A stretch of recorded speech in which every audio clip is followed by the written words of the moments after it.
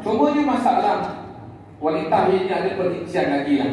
Saya ingat nanti Ustazah yang pihak wanita tu akan perincikan lagi tentang perkara ini.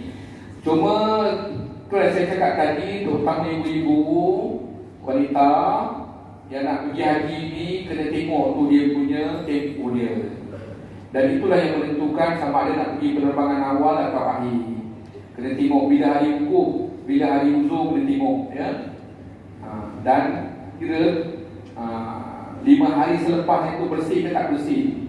Hari wukuf 9, 10, 11, 12, 13 baru balik Mekah. 3 dah balik Mekah tu bersih tak bersih? Dah bersih, dia boleh tawaf. Kalau tak bersih, dia boleh tunggu sampai bersih, mandi, selesai semua baru boleh tawaf. Baik, ubat tahan sakit ni sama juga lah. Ubat tahan darah ni ini boleh tapi dengan nasihat doktor. Dengan nasihat doktor lah. Sebab ada jadi bila dia makan tu lagi banyak darahnya keluar. Ada jadi bila makan terus tak keluar darahnya, berhenti terus.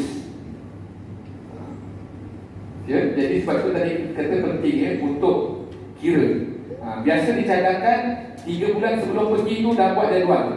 Ibu-ibu lagi 3 bulan nak pergi, kena buat. Bulan ni bila datang, bila habis. Bulan depan bila datang, bila habis.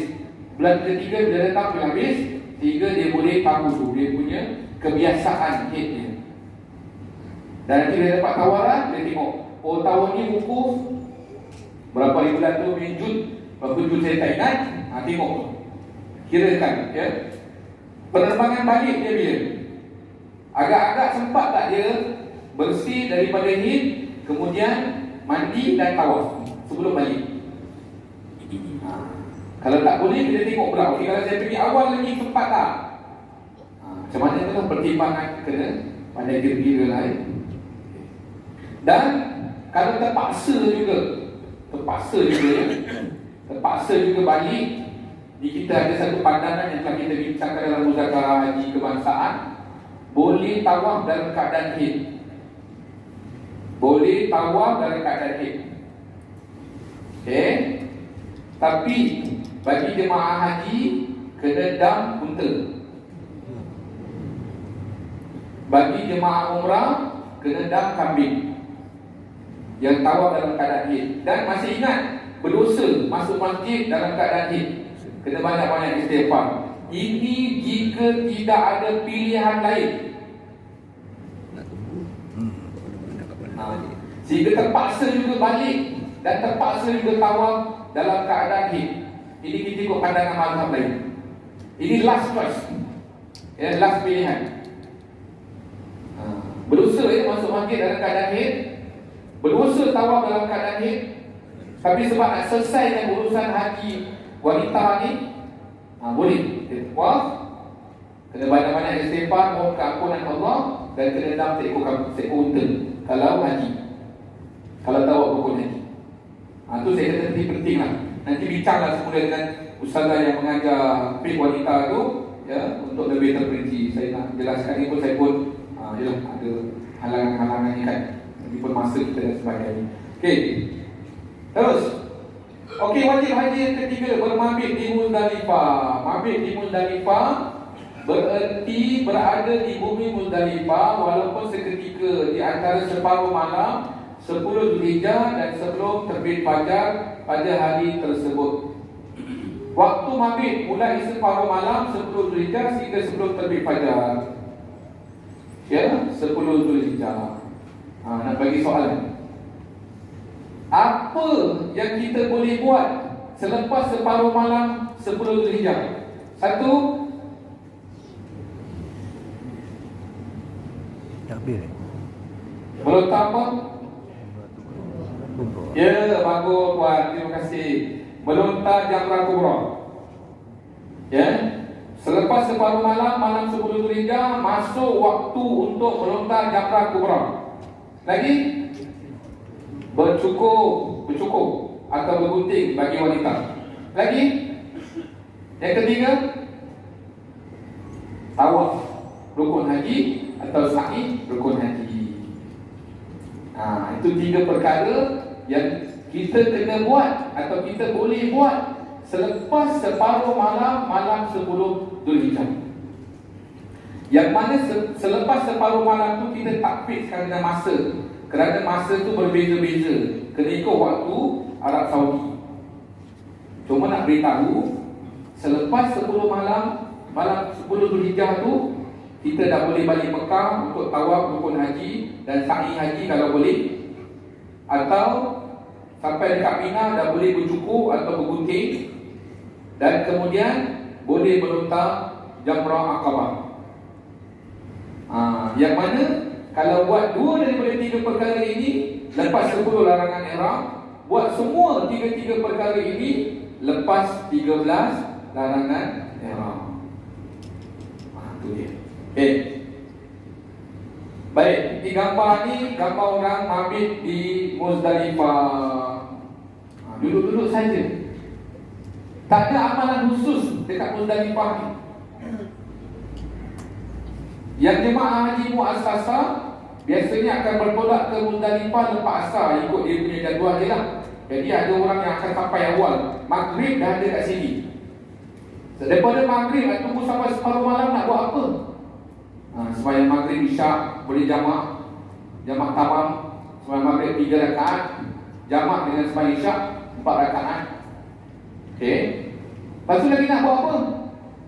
Zikir, doa di tempat mustajab doa. Kalau dulu sunat putih batu, tapi sekarang dah tak ada, semua datang. Ya? Tak ada batu. Kalau ada pun mungkin kat tepi-tepi. Tapi janganlah merayap-rayap sangat, nanti sesat di malam ni. Ya. Semua orang sama, pakai baju putih. Kalau lelaki-lelaki semua pakai ihram. Yang perempuan mungkin pun pakai telekung.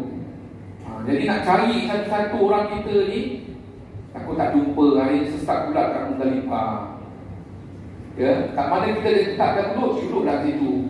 Tu yang suruh bawa tikar, bawa makanan sikit-sikit, bawa air, duduk situ. Nak sembahyang apa semua boleh. Dia tak ada waktu larangan kat sini. Kat Muzdalifah ni tanah haram.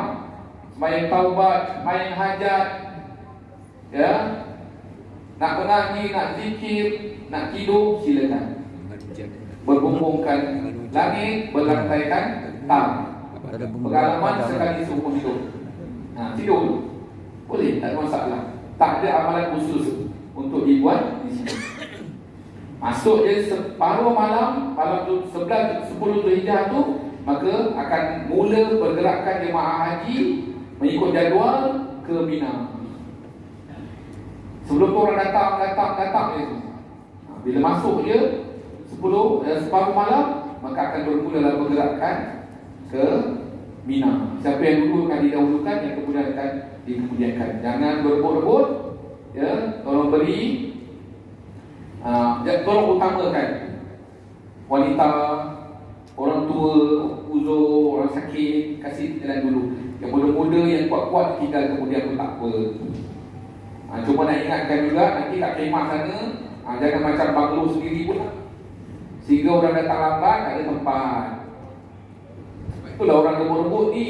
Sebab nak rebut tempat strategik kat dalam kemah tu, nak duduk situ 3 hari. Tu sebab tu orang rebut. Ya? Tak mau duduk mana? Depan pintu. Itu tempat tak favorite. Sebab apa yang kita ada semuanya akan ada tempat pijak-pijak. Kalau orang balik tangkap kaki dia basah, pijak tilam kita basah. Kalau tak basah pun memang selalu berpasir. Tapi itu akhirnya balik pada rezeki juga lah. Ya? Mana tempat strategik, ada skor ujung sana. Tapi masalah juga bila dia sampai tempat dia akan langkah-langkah orang, banyak-banyak orang ni. Jadi semuanya strategik, insyaAllah. Semua tempat dalam kemah tu strategik. Rasa bila pengalaman tidur dalam kemah 3 hari 3 malam. Seronokkan hidup dalam kemah tu. Baik. Okey, apa yang boleh dibuat di sana ni antara amalan sunat yang boleh dilakukan? Terbaik masih boleh talbiyah ya. Selagi kita belum tawaf rukun haji, kita masih boleh bertalbiyah. Selagi kita belum melontar jamrah kubra, kita masih boleh talbiyah. Dan lepas melontar jamrah kubra, oleh kerana hari itu yang hari raya haji, boleh takbir. Takbir hari raya. Selepas itu pun boleh takbir hari raya. Dalam perjalanan daripada kemah nak pergi melontar di 11, boleh takbir tak? Boleh. Takbir hari raya. Hari 12 boleh, hari 13 boleh. Sebelum asal kan boleh takbir hari raya. Okay. Kemudian berdoa, berzikir, solat sunat, mengutip anak batu. Kalau ada peluang kesempatan untuk kutip anak batu di dekat Muzdalifah ni, pergilah dapat sunat kutip 7 biji. Kalau boleh lah ya. Tapi tadi macam saya cakap, tak digalakkan merayap-rayap cari batu ni. Takut tak jumpa jalan balik, tak jumpa jalan pulang nanti. Kalau ada tepi kita nampak ada batu besar-besar buah anak jari tu, ambil 7 biji, sunnah ikut Nabi sallallahu alaihi wasallam. Tak apa pahala. Kalau ada, kalau tak ada tak payah. Sebab semua orang dah dibekalkan dengan satu guncang batu sejak daripada dekat Mekah lagi. Jangan lupa bawa. Ini satu masalah lagi. Bila dah dibagi batu, lupa pula bawa. Ini terpaksa kita minta ke orang, terpaksa cari-cari. Mana nak cari batu? Kalau 80 biji batu nak cari. Baik. Dan pengecualian, ini orang-orang yang dikecualikan daripada mabit jika ada uzur. Apa uzurnya? Takut terancam keselamatan diri, harta, menjaga atau menemani orang sakit, mencari pekerja keluarga yang hilang, berpenyakit atau sukar bermalam, terpaksa seperti ditinggalkan kenderaan. Nota, jika meninggalkan mabit di Muzdalifah tanpa uzur syar'i adalah berdosa dan diwajibkan dam, tertib dan takbir sembelih kambing. Dam dia. Ya, kalau tidak termasuk dalam kategori orang yang dikecualikan daripada mabit di Muzdalifah. Contohnya, bas dia daripada Arafah nak ke Muzdalifah tu dilarang masuk ke Muzdalifah. Petugas-petugas keselamatan mengarahkan bas dia terus ke Mina. Okey, dia tak kena dam. Dia tak berdosa, dia tak kena dam.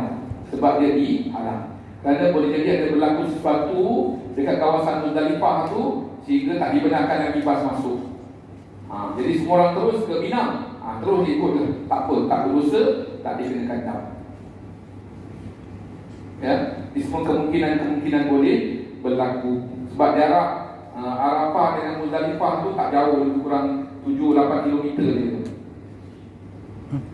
Ya, jadi kalau ada bas ada ribu-ribu ni bertemu dah bas. Bas awal dengan bas hujung. Bas awal dekat Arafah, bas awal dekat Muzdalifah, bas akhir dekat Arafah. Sebab tak ada urusan pun. Baik. Habis. Jadi tuan-tuan puan-puan para hadirin yang dirahmati Allah Subhanahu wa taala, apa yang dapat kita belajar hari ini? Yang pertamanya ialah tentang niat ihram. Perlu dilakukan pada masa dan tempat yang tertentu. Masa dia tadi daripada 1 Syawal hingga 10 Zulhijjah. Sebelum terbit fajar 10 Zulhijjah. Mana-mana orang yang berniat haji dalam tempoh itu, maka dikira haji. Tapi kalau di luar daripada tempoh itu, kira sebagai ihram umrah sahaja. Okey. Kemudian yang berkaitan dengan tempat.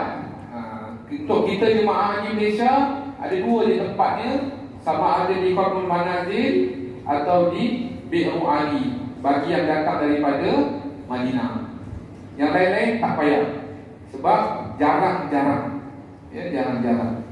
Kalau mungkin ada anak belajar dekat Mesir, ada anak belajar kat Jordan, dia nak pergi haji, dia akan niat di tempat namanya Juhfa.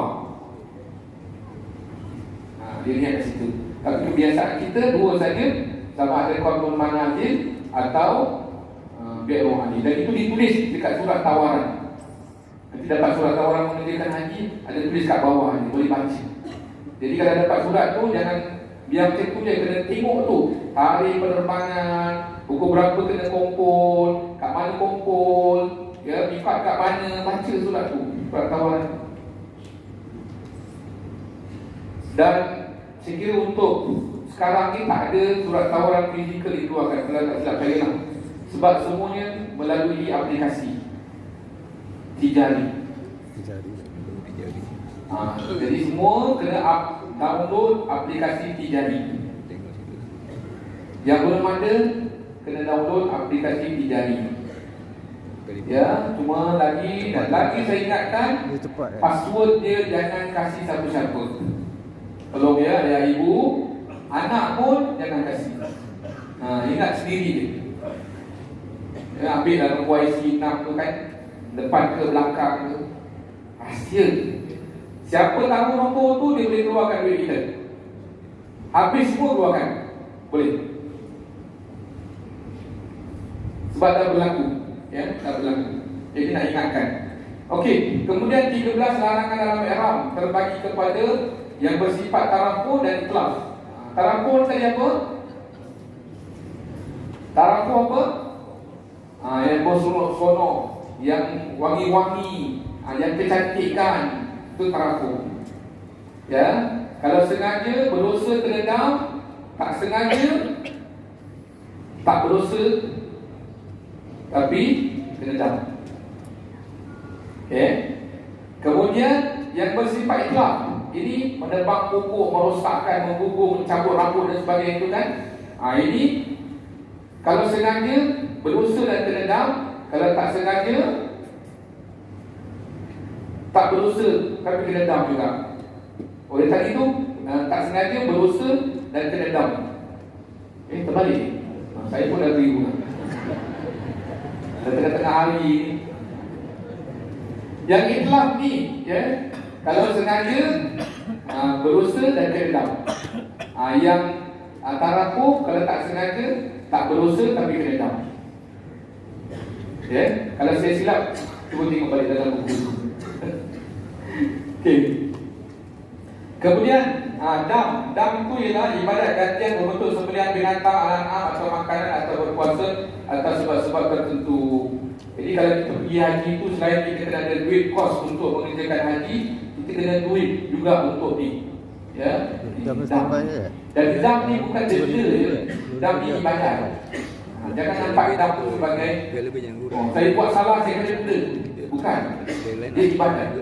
Tengok tulis ibadat. Ibadat gantian berbentuk sembelihan binatang alam atau makanan atau puasa. Ikhlaskan niat.